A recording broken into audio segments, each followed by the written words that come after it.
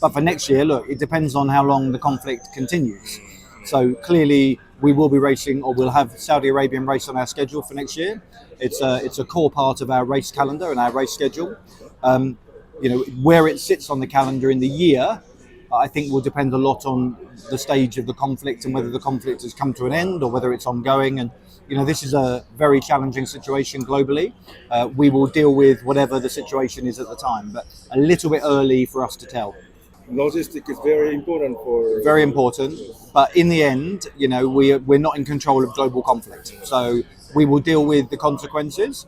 If we have to route differently around the world and change our schedule, then we'll look at other changes we can make to ensure that our focus is on sustainability. But the priority will be safety and security. That will always take top priority.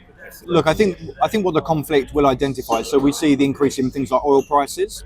So obviously, an increase in oil prices will probably lead people to look differently at their choices, and it may well end up in an acceleration of the electrification, moving to electric cars. It could happen.